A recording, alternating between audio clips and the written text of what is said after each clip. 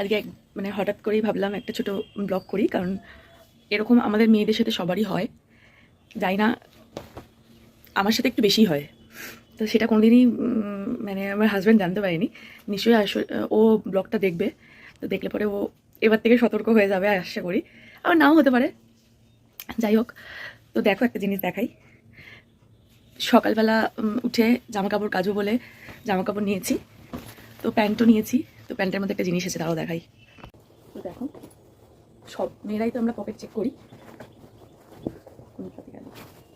Pocket তো সবাই check করি মোটামুটি। তো পকেট চেক করতে গিয়ে দেখি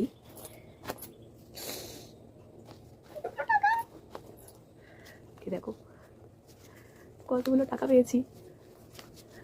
যতই মানে যেই জব করুক না কেন, হাজব্যান্ডের পকেট থেকে এরকম টাকা পাওয়ার মজাই আলাদা, তাই না? এটা আমার নিজের জামা কাপড় কাচার টিপস। তো তোমরা কে কে এরকম পাও দেখি কতগুলো টাকা আছে। পকেট থেকে আছে জানি না টাকাগুলো। খুচরো পয়সাগুলো দিয়ে দেবো ভাবছি, কারণ খুচরো পয়সা তো লাগে ব্যবসার জন্য। বড় নোটগুলো দেবো না, বলবো এগুলো পেয়েছিলাম, নিয়ে নাও। এখন 302,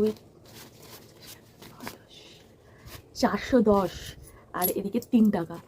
এই যে টোটাল 400, মানে 13 টাকা পেয়েছি জামা প্যান্ট কাছ থেকে। কীরকম মজা লাগে না? দারুণ মজা লাগে, আমার তো খুব মজা লাগে। তোমাদের কেমন লাগে আমি জানি না। তবে তোমরা কারা কারা এরকম পকেট মানি পাও মানে জামা কাপড় কাচার সময়, অবশ্যই কিন্তু কমেন্ট করে জানিও। যারা যারা ব্লগটা দেখছো তারা তারা অবশ্যই কিন্তু কমেন্ট করে জানিও।